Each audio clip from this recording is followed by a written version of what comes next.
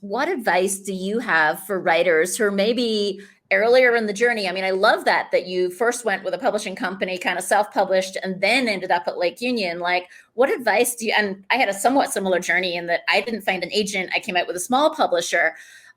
So like, what advice do you give to people who are kind of back where you were as they're thinking about where to go or how to write the right thing? Or like, what do you tell people earlier in their career? Well, first of all, and I really, don't you love it? I'm sure you're finding this now too, because, you are an experienced author. You've got that big bestseller out there, that people do write to you with questions about, how and why and where. And so the first thing I always say is to don't stop believing in your dream. And I get this from Stephen King. Every writing workshop that I took, his book on writing, a memoir of the craft, which I think it's now maybe 13 years old, 13 or 14 years old. Funnily, it's actually sitting on my desk right now. Okay. Well, you know what? I had never read anything by Stephen King as far as his work goes. His genre just didn't appeal to me. And so I was a bit skeptical. I started reading it, and the first half of that book is his life story to that point, right? And I just fell in love with the guy. He's got such a bizarre story to tell, but the way he told it was so good. And then he gets to the end of that, and he says, okay, now I'm supposed to tell you what my publisher wanted me to do, and I'm supposed to tell people how to write a book. And he said, I would never do that. I would never presume to do that. It's such an individual thing. And he said, I'll just tell you what works for me and what doesn't, and you can take whatever you want from the book. So the one thing, there were many things, but the one thing that really jumped out at me was where he said, if you feel so strongly that you have a story to tell, sit down and tell it. And you don't have to take courses. You don't have to worry about your grammar or anything. Just write that story. And somewhere along the line, you will find your voice as your story is getting out there. And then when you think you have your story completed, then you find a good editor. Not your Aunt Mabel, not your best friend's cousin. No, you find a professional, experienced editor. And that's where the magic starts to happen. And so I always like to share that because I think it's really important. And I think if I hadn't read that, I might not have carried on with the Bridge Club because I kept thinking, who am I? Like, what? How could I presume that I'm going to write a book that's going to be published and people will want to read? And a multi-award winner once it was out there. I think it won like 3 different awards. It did win a few awards, yeah, which was really, encouraging and satisfying. Definitely write your own story. Don't write to the market. Don't write what you think your agent is going to like. Don't write what you think an editor is going to write. You really have to write a story that you are going to want to read. Because there's going to be thousands of readers out there just like you who will be interested in the same story. And there are so many rules with regards to writing. Don't follow them. Have your backstory, do your flashbacks, put them where you feel, where your gut tells you to put them in your book. I mean, don't make it info dump, and you can weave it into the narrative where it's interesting and it's not something somebody's going to skip. But yeah, you hear all these rules, and it's right now I've learned just ignore them. You write your own story. I love that. I totally love that. I agree. The rules thing threw me through a loop. Like I really had to learn. Yeah, and you stress out, and I think it actually hinders you. That's where you'll get your writer's block from, because you literally become afraid. Well, I can't write it this way. I can't do this, and then you can't see another way around a scene or something. So just write. I know there are people who have wanted to be writers their whole lives. And I've always been a good reader, but I never thought I would be a writer because I just thought you had to have some kind of magic, like super talent. Like you had to be a ballerina, you have to be like a special ballerina to appear on stage. And I felt like that about writing. And I realized that especially if you're a reader, you have an ear for writing. And so it's, you know, it's about just sitting down in front of your computer or on a piece of paper and getting your story down. So the two things I would recommend though are perseverance, because if I had stopped after all those rejections, and Lainey, you have a great piece about all the rejections you had before your book, and you just have to persevere and get through all those rejections and all those silences and have faith that at some point you'll break through. And then patience. I finished this book about 3 years ago. Obviously I had to revise it through the editing process, but the publication process is a slow one and it takes a long time. Good advice. Good advice.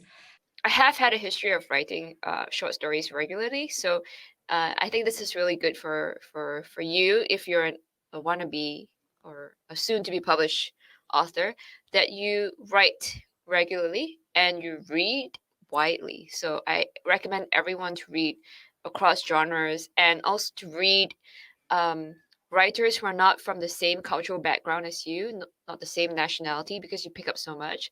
And I also recommend that you actually finish your manuscript, because that is important. So read widely, write regularly, and finish the damn manuscript. Set up a schedule and stick to it, kind of. Give yourself space as well for the days that you feel like crap and you don't want to write. We're all going through a pandemic, so you got to give yourself time to relax and enjoy other things. But you should also finish your book. Yeah, no book, no book. talk. Well, I think the best advice I could give would be perhaps in two parts. The first would be start writing. Don't be afraid to write that first thing. Whether it's 10 words that you put on a sticky note that you stick on your fridge, or whether it's a letter that you write to someone, or your journal, or whatever it is, don't be afraid to start, because that was a big obstacle for me. I kept thinking whatever I wrote was going to be terrible, so I couldn't get on with it. That's interesting. I think the act of writing begets writing, but you have to grease the wheels. So you've got to start. Don't be put off by your own fears. I just bought myself a mug on the weekend that says "Just Start" on the front. Really? Coffee mug. Just start. Yeah, because nobody's judging you at this point. You've just got to dive in and go for it. I always think that you just got to take the leap in the beginning. I say, and get feedback, whether it's writing groups. I first started with meetup groups when we used to be able to meet in person, and got feedback from a variety of other people who were trying to get into the writing business, become authors. And I felt like it's sort of like an actor being pushed onto the stage and they don't have their lines memorized yet. And that's sort of the way it feels when you first start getting feedback. But if you're just starting out and you want to get published, you have to be prepared for the pain, because not everybody's going to like what you're writing. But it's absolutely essential that you get feedback and that you stick with it. Perseverance, patience. It just takes time and a lot of repetition that I think most, at least readers, don't get. That they have images of an author sitting down and the words just flow and you write this book and all of a sudden it's the end and then it's published. But as you know, and every other author knows, that's not the way it is. It's hours and hours of thinking and rethinking and tweaking and revision and getting this feedback. The feedback never stops. It's not just in the beginning. You have to go all the way to the end. So yeah, it's time, energy, and patience and perseverance. You have to really want it. I would say one thing to do, make sure you're in a writing community, whether that's through finding just informally some friends who you can write with and bounce ideas off of and read your work, or if you get into one of the official organizations like Women's National Book Association or International Women's Writing Guild. There are so many different writing organizations that you can join, and they can help you to network. They'll let you know if there's if a publication is open for receiving submissions. There are Facebook groups that have formed for writers. Plug into the community. That is so important. You and I met through Women's Fiction Writers Association, which was, pivotal to me. I actually discovered the group after after I'd written Lemongrass Hope, and I felt like it would have helped me not go down the road that I went with that book that took so long to write, as all of our first books do.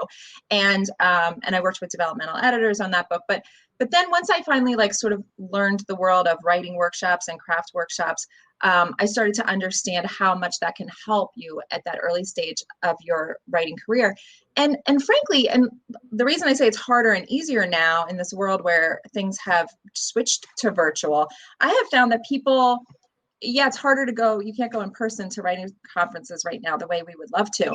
But there are so many virtual options open to you now, and conferences have gone virtual that you might have been precluded from going to because of geographic limitations. So in a way, there is sort of unprecedented access to things for the first time. And I think it's really important to try to take advantage of those. I think the best help for anybody is to make writer friends. It is a long journey, and that community can be helpful in all steps of that journey, whether it's learning how to write and giving feedback, or if it's, things like you inviting me on this Instagram show. And then even just the moral support. Like, no one else is going to get what you're going through the way that another writer would, because everyone's journey has many of the same ups and downs. So I guess that would be my point. And also to say, when you are looking for that writer community, it's nice to have some in person. Online communities can broaden that horizon as well. But also finding people who write something similar, especially in the early stages, because there are often like little unspoken rules about certain genres that if you're getting advice from a science fiction writer when you write women's fiction, like you might not be getting advice that actually works in your genre. I'll start with the community, which I know you will back me up on this one, but finding a writing community is so important. I first started writing this book by myself. I was just, me and my computer, and I didn't know if what I was writing was any good, if there was any hope for this story, if it interested people. I didn't know which parts of it were terrible, and some of them absolutely were. And so I found a writing community in Boston at Grub Street, and I enrolled in this program called the Novel Incubator, where 10 of us spent a year together, really intense, revising all 10 books over a year. And I learned as much from reading their books. And so I guess that's what I would say to writers is, you can learn as much about writing from helping someone else with their book, like helping them revise, bouncing ideas around for their book, because sometimes you see things in someone else's writing that you don't recognize in your own, but then you can like reflect that back on your own writing. So I've, also connected with other writing organizations over the years, and every writer that I've, collected into my little group of writers has added something to my journey or to my writing, even to my confidence level, to give me hope and encouragement.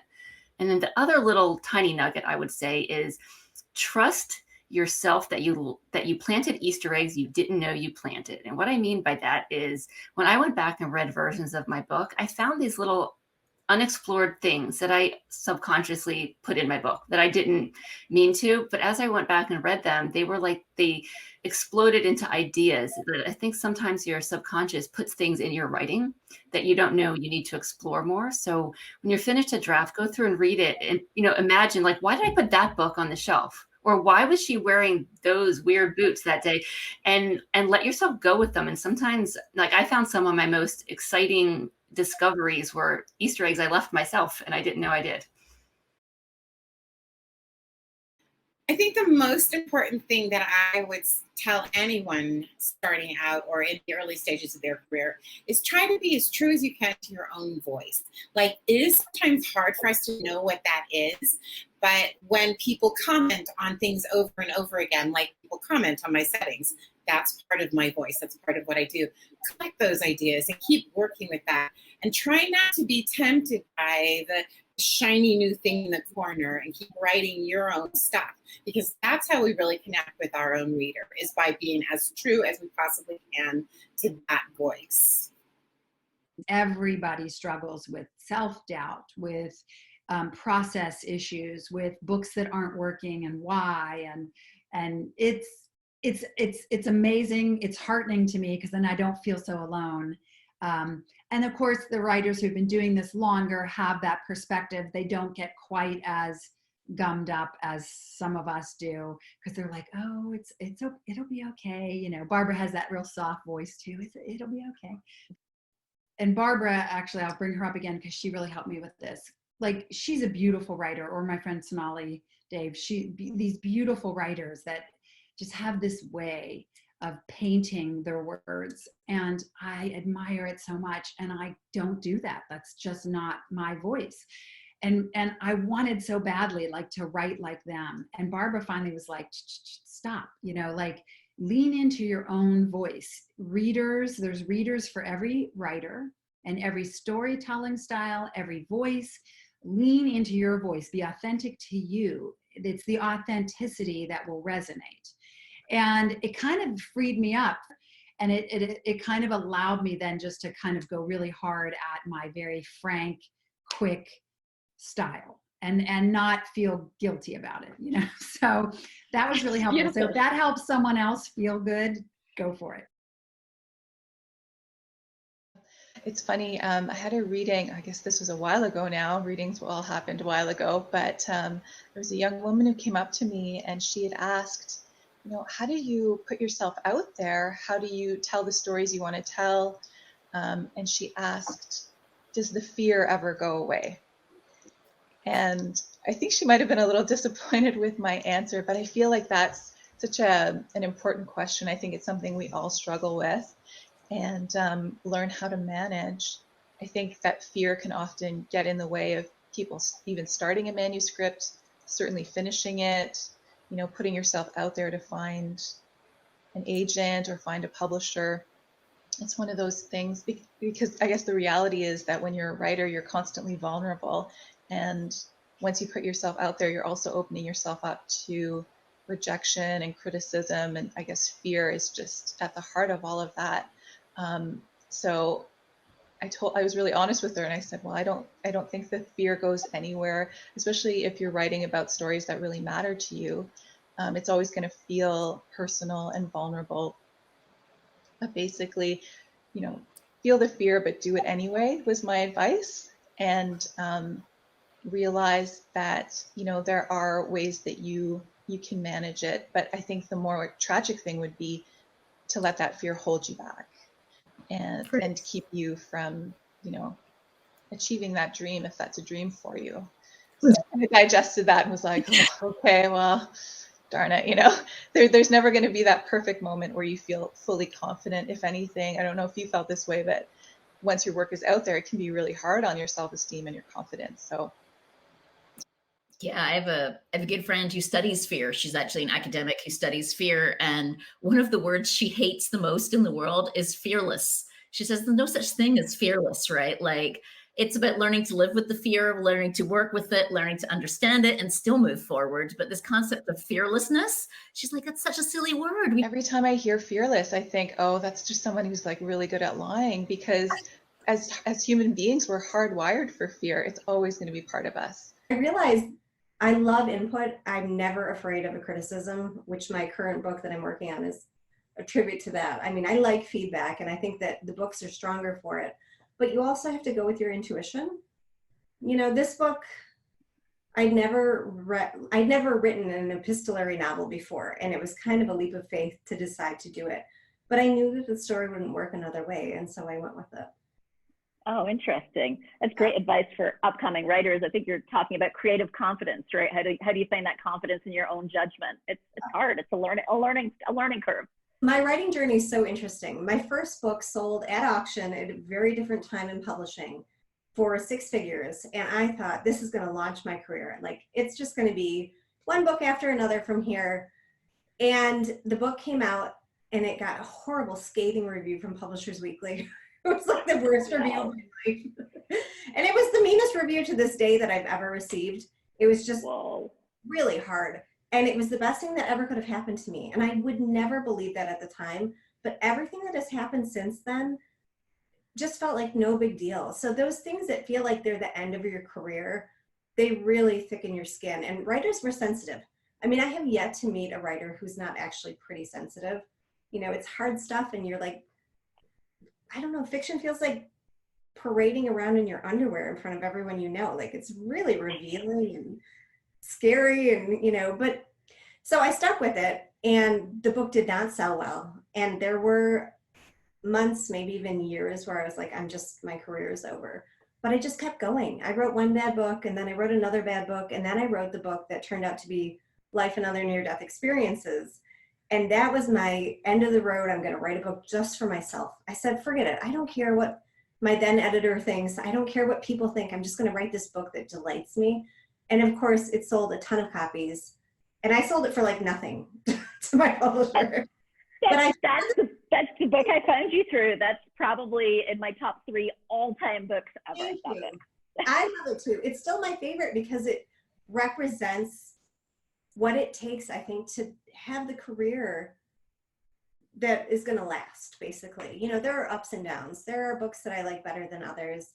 And there are some that have sold well that I don't understand, like how, that's not my favorite book. But Life is the book where I learned to really listen to my voice and my intuition instead of the external forces, because it's really easy to be swayed. That's amazing advice. It reminds me a little of Laura Drake, who writes romance and women's fiction. Mm-hmm. She did a webinar once where she said, "You are not your book." And I thought that was really interesting, right? It's very easy to get our whole sense of worth wrapped up in this product, which is a book, but we are not our books. Our book is a thing we created. And it's hard. Side of that, and you have to separate if you're going to sleep at night. One thing that I think was really important for me, and for anybody who's watching who's a writer, is I wrote forward. And then if I knew I had to make a big change, I just put a note and said, go back and do it later. That's great. I'm actually going through some of the same thing right now. I just did my first draft and I'm revising, and I'm having that experience of like, okay, do I go back and fix things, or do I just keep going and then I'll have to come back anyway? So your advice is just keep going. I do believe that. And I think that what happens is if you write forward, you're going to see the big arc of the story that may not be the one you thought you had to be in the beginning. So when you get to the end, you're like, that's what the story's about. So when you go back and fit in all those elements, some of them will fall away that you thought needed to be there. Don't worry about theme, worry about story, and worry about the characters and what they need and feel and yearn for. I think Tiffany Yates Martin says the same thing in a lot. And that's what I would say. Don't over edit it, and don't feel like it has to be perfect the first time around. You're really just trying to get the story down. That's awesome. And I agree with, like, theme comes up later. Like for me, I didn't even know what the theme of my first book was until I'd revised it like 2 or 3 times. I totally agree with you on that. It's like, what is the theme? If I know the theme to begin with, I'm writing to the theme. And then it's like, oh, go ahead and hit people over the head with your theme.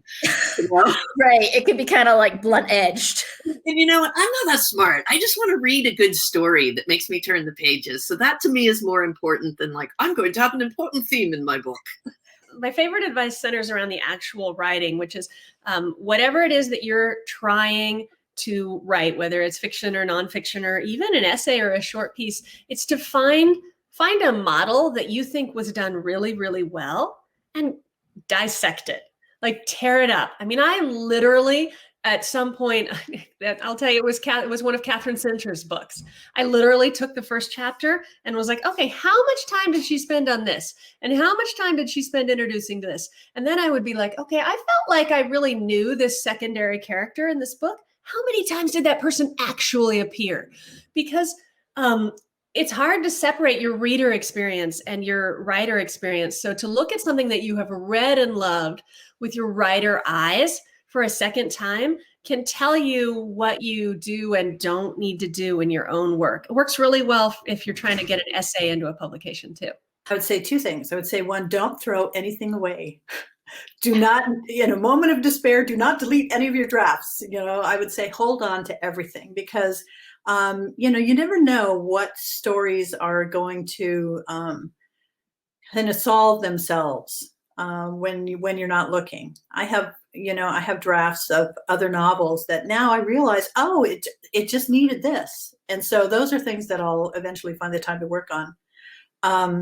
And the other thing I would say is to practice writing longhand, because it can help open up creativity to use that kind of skill of drawing while you're writing. So I would say that. I would say don't throw anything away, and work a little bit in longhand. So you've learned so much through reading and writing, and now you're a writing teacher and a very successful one. So talk to me about people who are starting out, right? They want to write a novel. They're at the beginning. Perhaps they've had a life event that has thrust them into this and they feel like they have a story to tell. What do you advise people who are starting out, who are earlier in their career, in terms of getting those first few steps? Well, if you want to avoid the huge mess that my first novel was, here's what you want to understand. You know, some people think story is conflict. So I'm going to have her trip on the way to the end of the driveway. Well, what does that have to do with your book? I think what you need to understand from the beginning is story is about a certain kind of conflict that you will carry throughout the entire novel. And you need to understand what is the question that you want in the reader's mind that they're going to carry through the whole book, because that's how they're going to assess your story movement and your progress. So. And when you say a certain kind of conflict, say a few more words about what you mean by a certain kind of conflict. Well, for instance, in The Art of Falling, the premise is about body image. And the lesson that Penny is struggling with is, she was born this certain shape, and this certain shape is not pleasing to her, but she's a dancer. She can't express herself any more meaningful way than through movement. So it's going to all be about her body image, and all of the subplots are going to feed into that premise, because her mentor is going to look at it as a different way than her mother did or her lover did. But it will all be based on the premise of body image. She will not walk to the end of her driveway and trip. That's just not going to be part of it. I'd say something that I kind of came into more the hard way was that, I learned the craft as I was writing. And I think the best advice is really to study craft and understand that. So, once you know the rules, you can more confidently break them and work within those. But I think studying the craft is really an important part. And I would also say, understanding business and the business of publishing specifically is also another really good skill. Do it because you love it. That's always been my advice, and really it hasn't changed at all with all the books I've had published and all the ups and downs and all of that. Do it because you love it. You're going to have times when you're going to be successful if you keep going. You're finally, if you're looking for the agent or the publishing deal or whatever, it'll happen if you keep writing and keep learning and growing and getting better.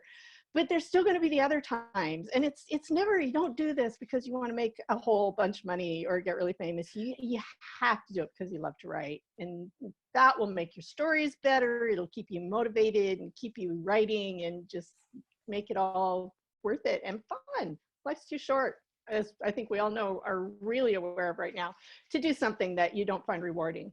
The important thing to focus on, especially when you're starting out, is making sure that you are enjoying the journey. In writing, there is a limited number of things that you can control directly, and there is a huge number of things that are out of your control. In a lot of jobs, the results that you get are directly impacted by how much you pour into it. And in writing, that's not always the case. And so while I would encourage people to be persistent, I would also encourage them to make sure that they're enjoying what they're doing, because if not, then you need to kind of find other ways to spend your time. My advice would be, it's going to take a lot longer than you think. Like, it feels like I'm doing a lot all at once, because I did have 2 books come out in 2019, and then there's another coming out next year and the year after. But I started, We Hope for Better Things. The initial idea came in like 2011, 2012. I researched all of 2013, wrote the first draft in 2014, was searching for an agent, revising, finally got the contract. It didn't come out until 2019. So, I mean, that's a long time. And it's worth working and not giving up. You want to make sure that you're still around when everybody else has quit. And I think that's one of the biggest lessons, is just not quitting. but also along the way, improving. So not quitting where you're sticking to your guns and nobody's going to tell me how to write my story, but also not going to the other extreme of taking everyone's advice all the time. It's a balance to keep your voice and still move forward and push forward until somebody says yes. Because somebody out there is the right person for you, for an agent, an editor. They're out there, and readers are out there. And not every reader is going to like what you do, but some will. And those are your readers, and those are the people who you're writing for. I talk to a lot of people who are just starting out, writers who are beginning this, and so many of them, and I'm sure you get the same questions, how do I get a literary agent? How do I get published? And really the question needs to be, how do I make this book the very best book it can be? Because that's what it is. It's not about, the end game of getting published. It's about working on your craft. So that would be my advice. You've got to write, you've got to revise, and do it over and over again until you get that book to where you want it to be. Whether you're doing traditional publishing or independent publishing or a hybrid, it doesn't matter. You still want the very best book that you can write. That would be my best advice to people. And also, don't chase the trends. You've got a lot of folks out there who are like, oh, I see girl in the title of all these hot books that are out there. Do I need to put that in there? Or, oh, maybe vampires are hot again. Don't do that, because it's such a long process, as you know, Lainey. And, it took me 6 years to write this, but then, it was more than a year that I was out there searching for an agent. Then once I got a book deal, it's like 18 months, year and a half process before the book actually hit shelves. So if you are chasing a trend, by that time, the trend has passed you, so don't chase the trends.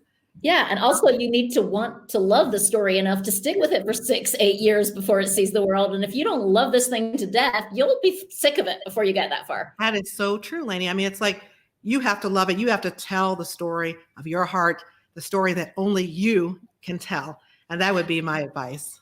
To manage expectations and never give up. It took me 11 years. 11 years. I know people that took decades. I know people in their 70s and 80s releasing their first book. And I was very close myself, I'm almost sad to say, to giving up and moving on to something else because I was feeling very frustrated. And another writer, a fellow author, reached out and said, don't quit, keep believing in yourself. And after almost 2 years, 5 months after I had lunch with her, I signed with my publisher. So never quit. I would say don't over edit, and I would apply that to yourself or your dreams. You're writing, just write it and then go back, or do your edits before you get it out to a professional editor. But also your dreams. If you think you can do this and you have there's a reason that you've come to your computer or your journal to write, there's a story to be told. So don't give up on it, do it. And then the rest will fall into place. Great advice. Resilience is so important. And it's so hard because you're learning, but you also have to have enough belief in your own work and your capability to do this. It's kind of this weird mix of being humble, but also not giving up and not letting anyone tell you can't do this thing. So it's kind of hard to balance that sometimes. Well, it is. And I think as creatives, whether we're writers or musicians or, in these fields, that inner voice that says, are you kidding? You're not that good. You shouldn't be doing this. But why not? Why on earth not? And if not you, who else? So again, if it's come to you, tell it. That story needs to be told. I could say, sit down and write every single day. That's like very popular advice. But I think, for the most part, if you have a story to tell, just do it and don't stop. And, just get your words down on the paper and then share it with somebody. I know personally, I had to go to an MFA program to give me the validation to write. And really, I've always been a writer. I just had to feel like, I got an official title.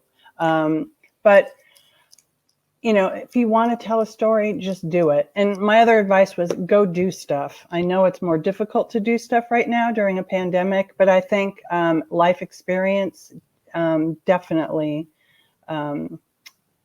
you have to have something to pull from in order to write, Yeah, I wrote a vampire book. I'm not a vampire, but, I am a perimenopausal woman and I know what it's like to become invisible as I've gotten older and I have silver hair. It's like, so I use that, myth of being a vampire and, but made it real somehow, with real world experience.